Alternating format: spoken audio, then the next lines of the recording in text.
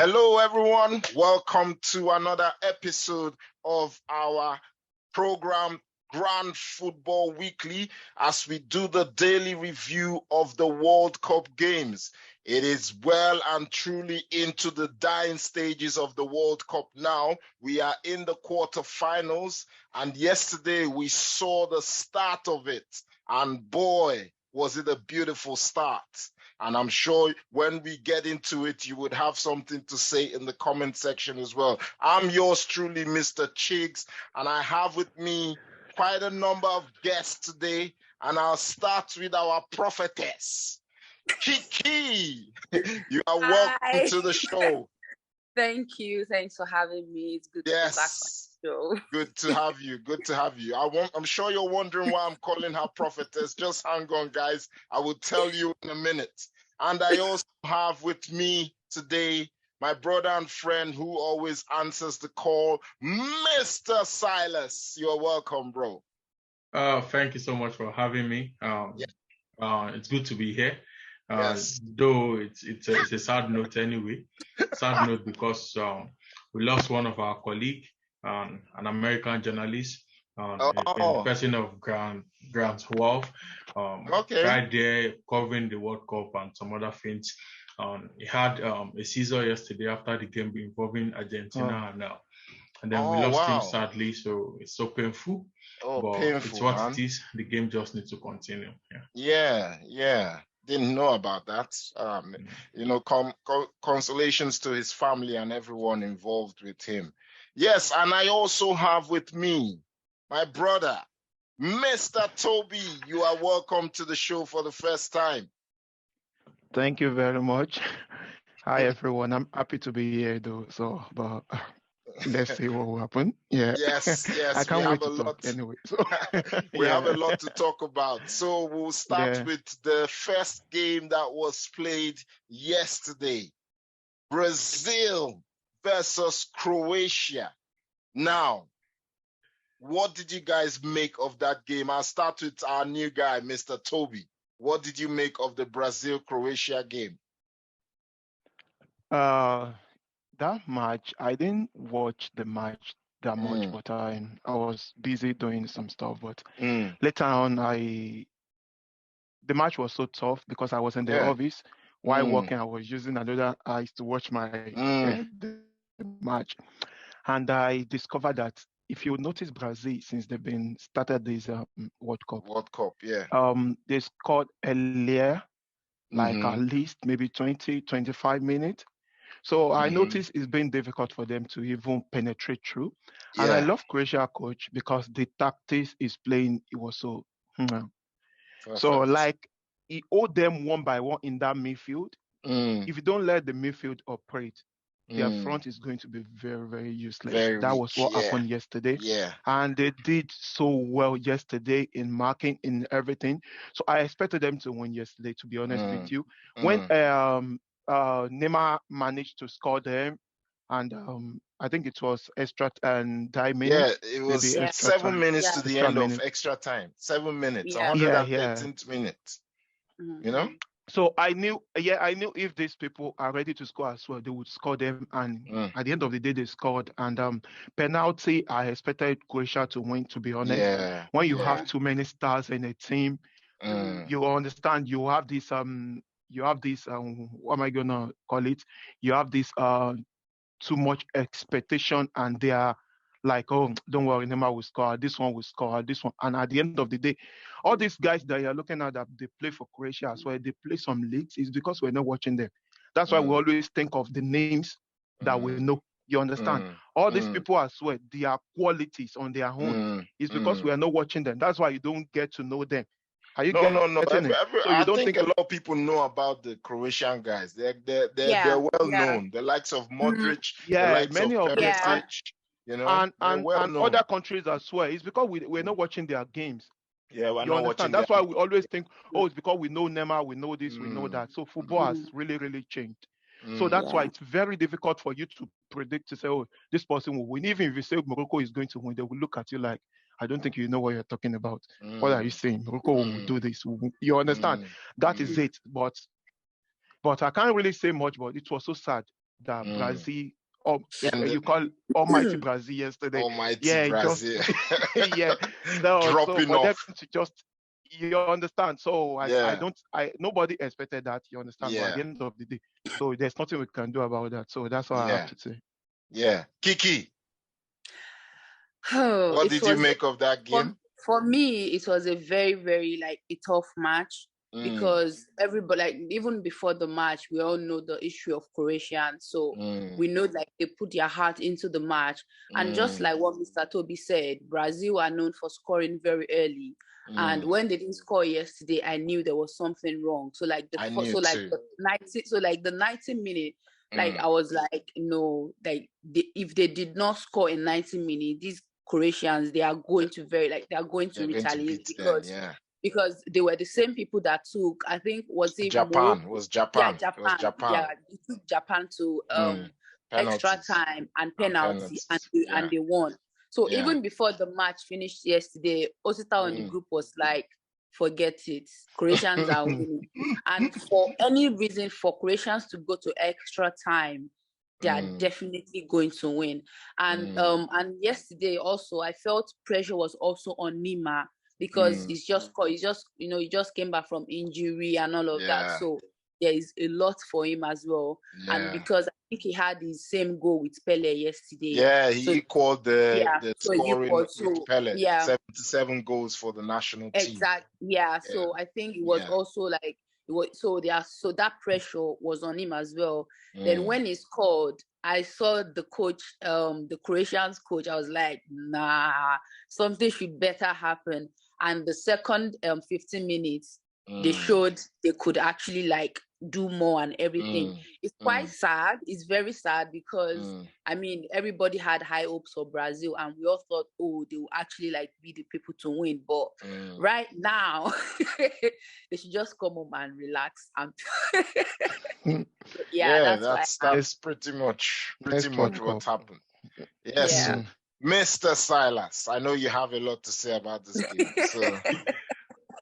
Well, mixed feeling, mixed reaction, but I give it to Croatia. Because typically when you check the World Cup history, any team that tends to progress at the World Cup, they have always been around for some time.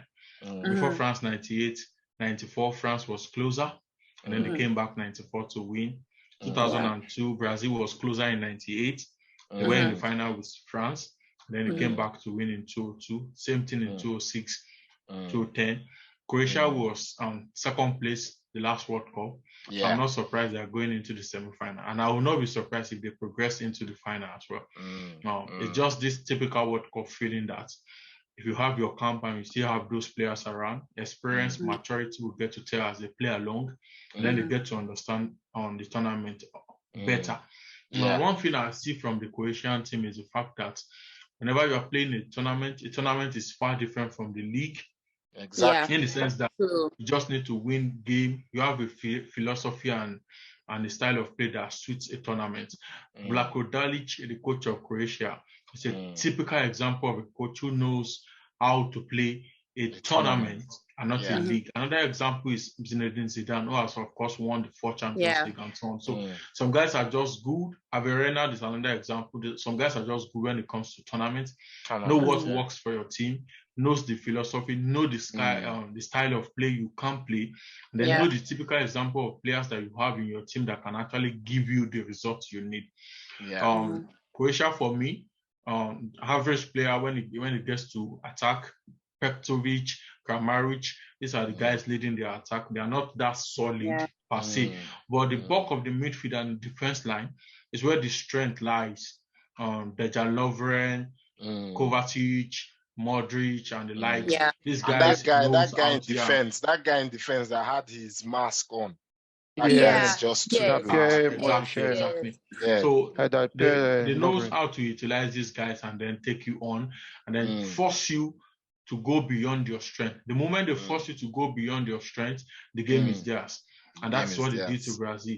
Though we know that you have the capacity to score, you have Richarlison, you have Anthony, Neymar, who have the skills, the everything. But what we just they need didn't is even play Bruno Guimaraes. Frustrate you not to play your style and then take you beyond your strength. The moment we take you beyond your strength, then we can have the advantage. So they did well. Yeah. They did well to tame Brazil, and then they got it. Yes. For Neymar, painful on in the sense that a day to equal the great Pelé record, and then you can't progress beyond that. It's painful. Yeah, and that was a beautiful goal. He was crying yesterday. Yeah, it was. Yes, it was a beautiful goal. Yeah, it was excellent. What a great way to meet your legend. Landmark. It was a great goal. And then there's something back home in Brazil. The entire team are doing everything possible to win it for Pelé, who is in hospital, who is battling sickness right now. But painful is not happening. But they just have to try again and come back. The challenge may be, can this crop of player come back again in 2026 when we play in US and Canada? Sorry, no. Marquinhos out, Thiago Silva out. Daniel, maybe Neymar out as well. Neymar might be out. Neymar himself may be out, and then one of the two goalkeepers, either Anderson or anything, maybe out of that out as well. Yeah, so you need a lot of work to get to this pedestal again. Yeah. Also, kudos to the goalkeeper as well, Croatian goalkeeper. Oh no, that definitely. Guy is actually very two penalty games, and he's and he made himself big every single time. Everywhere. Everywhere. The only keeper that I think is maybe slightly better than him in this World Cup in terms of penalty is that Moroccan keeper. Bono. Because Bono, honestly, because the penalties he saved against, who did they play again? Morocco, Spain. The penalties he saved, good penalties, But even Martinez, which we'll come to talk about, made some great saves yesterday as well. Great saves. So talking about Martinez and obviously Argentina, we go into the next game, Argentina versus Netherlands. The Netherlands. And the reason I was calling her prophetess, guys, is because we have a normal thing that we do on ground football where we, talk about the predictions of every game. And she rightly predicted 2-2 for the game to finish 2-2 and Argentina to win on penalties. I mean, a lot of the guys predicted a draw and a penalty. Some 0-0 penalty, 1-1 penalty. But she said 2-2 and she got that right. So Kiki, please tell us, how did you think about that? And how were your emotions during the game when you were seeing, it's 2-0, it's 2-1, they might score 2-2. Actually, funny enough, I forgot that I predicted a draw. So when I was watching the match, I actually thought, it's actually a good thing for this match not going into Argentina, and for this match not going into extra time. Then I was like, wait a minute, let me see what I predicted. Then I saw 2-2 and penalty. I said, no, this thing has to come through. Then all of a sudden, I saw Argentina score their second goal. Then the other guys, then Netherlands won. Then 2-2, I said, forget it. Wow, forget it. And then why I predicted that score was because we know Netherlands, they don't give up. Like they have the strength, they have the agility, they have good players, they have Memphis Depay, and which is like the mercy of the team because he carries the team, he delivers when his team needs him to deliver. And I also know that for Argentina as well, they must have watched their match, like they must have watched the Netherlands match. So it was really, really like I knew there's nothing. This match definitely is going to enter extra time. It'll be a high scoring game. Yeah, it will be a very high score. Yeah, because as Argentina was scoring, Netherlands was also scoring as well. So they're like, we are here today. It's fight to finish. To be fair, from meetings past, they've played out some interesting scorelines. So it was but the game itself, what did you make of the game? So the game, to me, it was a tough one because there was one part, I didn't watch that part. I think I was engaged in some other things. Yeah. There was, because it was later I saw the highlight. There was a part where they were fighting. They fought on the pitch and everything. Yeah. I knew it was going to be a very tough match, and it was like with everything. Messi gave in his all. I think he scored a penalty as well. So beautiful assist for the first goal. Beautiful assist. And it was I think it was the 2 assists for the 2 goals as well. Yeah. So it was. Well, he scored the second one and then made the assist. I made the assist for the first one. So so I'm very sure it was a good opportunity for him as well. And the match also had the highest yellow cards. Number of yellow cards in a World Cup game. 17. 17. So that's how you know that it was actually fight to finish yesterday. We are all going to die on this finish line. But then it all came to, it all came to experience being in penalty. Kudos to Martinez, because I was literally just insulting him yesterday that he's so useless that it's only the time, because I remember when he was in Arsenal, it's only the time he wants to be nice that he decides to be nice. But I know it takes World Cup like very dear to his heart and everything. Very, very, very. So anything very good Argentina. He takes it very seriously. Yeah. So it was. So I think he kept. I think he had I think he saved 2 penalties, right? Yeah, he did. Yeah. So the first 2. The first 2. So kudos to Martinez. So great game. Okay, Mr. Silas, what did you make of the game? Well, it was a world war. But I start from issuing out blame on the Spanish referee. He got carried away with the game. He was overwhelmed. They had a lot of things. Aside the Champions League match, they had 31 yellow cards. Sometimes in 3 years ago or thereabouts. I've never seen a game with 17 yellow cards like that. Yeah. He got carried away. Some of his decisions were not top notch. There's some places he have to give continue fair play, and then after 10-15 seconds of the ball traveling, then he'll call back the foul again. Very unprofessional. And then there are some places he needs to stick out his head to make decisions, which he did not do. Sometimes in the game, we almost had a fight, and it came from the fact that he was not able to manage the situation very well. Yeah, very well. That's why you saw a player launching the ball into the opponent's sitting area. That almost resulted into a fight. So I expect him to do better. I expect him to do more. He has been in this game for years, for ages. He's one of the top class referees that do officiate the El Clasico. So I was expecting a better officiating from him yesterday, which he did not do. But for the game in proper, good one for Argentina. How on earth do you describe the GOAT than that assist? Awesome. As in going the other way and seeing him pass this way. Come on. Yeah, sure. If you have hit Messi before now, you just have to throw in the towel at this particular moment and give it to him. Awesome. At the time, he was not looking, but how he got to see that there was a player, Molina, coming from down and then launch the ball to that place, you never could imagine. No one actually thought there's a particular eye beside or from anywhere that you may actually see the player coming and so on. Then stepping up again to finish up the second goal from the spot tells you that he have a lot to do with the team. But technically, give it to Luis Van Gaal, excellent. This is a manager who have seen it all. He saw a weak Argentine squad that, okay, these guys are not good aerially. These guys are not good when it comes to playing area football. He removed the hallmark of the team, which is Memphis Depay, brought in someone who is on a yellow card from the bench. I remember the goal scorer received a yellow card while sitting on the bench in that particular game. And then trusting him to bring him into that game. And then tells Frankie de Jong, everyone in the team, that launched the ball into the air and let us fight.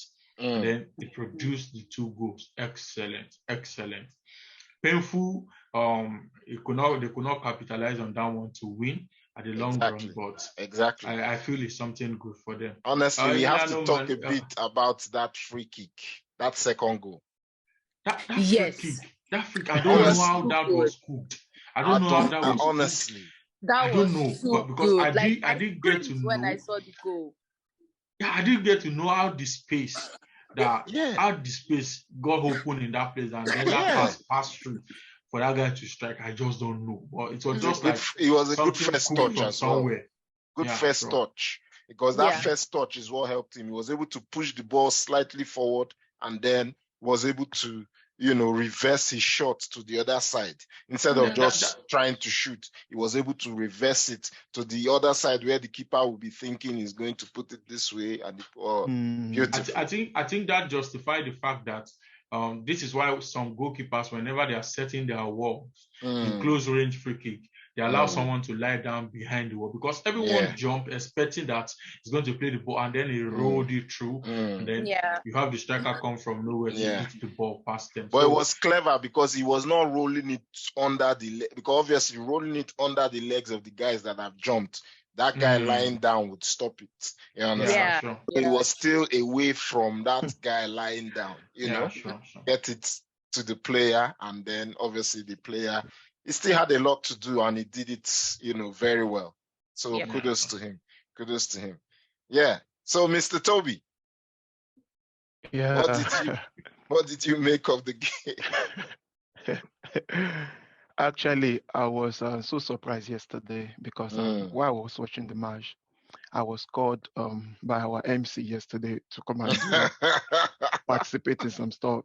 So to me, I concluded that Argentina, they've won the match. Okay, I'm thinking about their next game now. What are they going to do? So when I came back and I saw 2-2, I was like, no, what is going on here? You understand? So I don't understand what happened, how they scored the goals, and you understand. So later on, I discovered how they scored. And one thing about football, what I've noticed about football so far is we should know the right sub to do sometimes. Like my brother said, you understand? That the young guy that scored the goal for them yesterday played for Barcelona before, and he's playing for another team. It's not the young that scored. It's not the young that scored. It's that guy. Is Weghorst. No, it's Weghorst that scored the 2 goals. He plays for Burnley. He played for Burnley. He played for Burnley. Yeah, it's Burnley. There's one that played for Newcastle. No, De Jong is the one that played for Newcastle. But De Jong was in the team, but he's not the one that scored the goals. Okay, that guy was so good. That guy was so good on here. With the other guy as well, was very he's a tall guy, and both substitution, you understand. That was so it was a very good thing to do. However, when I discovered the score 2-2, I was like, Argentina, bye-bye. That was what I thought in my mind.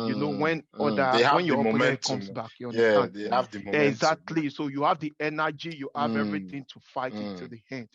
And Van Dijk yesterday played another game entirely that, as a Liverpool fan, I've not seen him play like that before. Like, he's ready to even kill Messi yesterday. not for that So he was ready to give, he was even talking to them like, no, today we have to, you understand? So that is a very good for him as a captain, you understand? And the penalty yesterday, you can't predict the penalty that, okay, this person will win or you understand. Yeah, you understand. But the fact that I think what's it called? Their keeper, Argentina keeper. Martinez. Yeah, he did so well yesterday. I always look at him like this keeper. No, like my sister said, this one is you understand. So but later even he's actually good. He's actually good with penalties.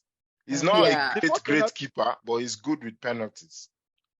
He's very first good penalty he saved yesterday. I think I was not on the seat. I went for my food. So and I heard from my sister saying, "Oh, Argentina, you get understand." Yeah, I was like, "What is going on?" Yeah, you understand. So I saw it yesterday. I was like, "Wow, are you serious?" So I was so excited to even get my food and go back to the seat. Like, okay, you have to win because I want Argentina to win. It's not because of anything, but because of Messi. Honestly speaking, the guy, I love when someone is so humble.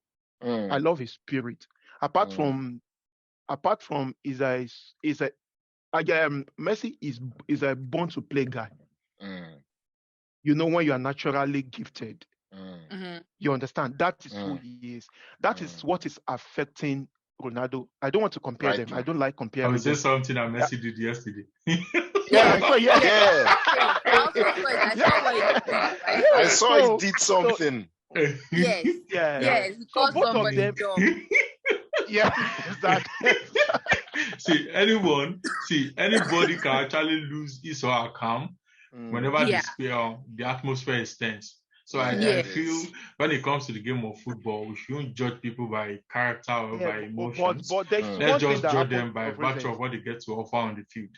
So that's why I don't go into Messi. The reason why I said that, although we're different people entirely, they were born in different, you understand? So we can't, that's why I can't judge him. But there's one thing I want you to understand. I think maybe is Ronaldo that is in where Messi is playing now in PSG, you understand? Mbappe and Neymar, they used to do some things to Messi, in which if they try it with Ronaldo, it's going to be another thing. Trust me. They've tried so many things, but you never hear Messi say anything. But he knew that, I've achieved so many things, so what do I need to drag with you guys? But Ronaldo never satisfied. That's just the point. Let's agree with that. He's always ready to be the one doing everything. It shouldn't be like that. Yeah, true. They had the fight with Diogo Jota one time. There's one match they play like that, and the guy selfishly played the ball. And he wasn't happy. To him. I think something happened. He was not happy. He was even fighting the guy. Shouldn't be like that. They are the future for Portugal. You need to encourage them. You don't tell them like, oh, you have to do this to me. You have to. You understand? So it's one of the reasons why I love both of them. Start from beginning, but I begin to shift my interest in Messi because the way I can see that he's doing something that is going to give other people like, wow, this is a good idol for me to follow. I'm not like, you understand? So it's a good thing. You need to leave something good behind. We'll definitely have one session, when the World Cup is over, where we'll discuss this. Ronaldo, Messi, bring everyone on and we'll talk about that. When Portugal did so well the last match, I expected that to happen because they didn't give the young guy the chance because of Ronaldo. See what the guy did. It was. I was not even surprised, to be honest, because the guy as well wants to prove himself. Like, okay, I can do this. You understand? And it was a good thing for him as well if they win that cup for him, even without him even playing 90 minutes. It doesn't matter who play or who score. The thing is, you want to win together. To win. Are you getting my point? That's just the main thing. So for yesterday match, I can't say, I'm happy for Argentina, and at the same time, Netherlands did so well. I meant to support them because I have my player there, which is Van Dijk. You understand? Van Dijk, So, you understand. I have him there, but they did so well, and but at the end of the day, one person is to win. Them. So today's games, we'll go quickly into today's games because we are running short of time. Quickly, what do you think will happen today? France, England, Morocco, Portugal. Quickly, everyone. Who do you think should win? At this point, I think anything can happen because and right now, is just so unpredictable now. Very unpredictable. So, honestly. Morocco can win. They also have the same. I'll think that match is 50-50 to be fair.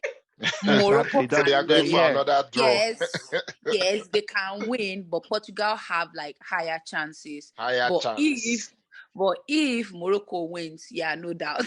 Guys, you heard it here first. Too. You heard it here from the prophetess. She said Morocco can win. No, but then I predicted Portugal will win. But I'm just saying what happened yesterday, like the uncertainty in the match, it is actually really high. Okay. For France and England, I'll let Silas and Tobi quickly say who they want to win because we are actually less than a minute. Who do you think will win? Portugal, and France. Okay. Tobi? To me, I can't say it's 50-50. 50-50. It depends. 50-50. We'll leave it at that. It depends on the selection for Portugal. Okay. If you think because of Ronaldo is upset and you use him, it might end up Yeah, you understand. So okay, thank you very much, guys, for being here today, and I'm sure that you have enjoyed yourself. Don't forget to like, subscribe, and bye for now. Bye. Don't check this.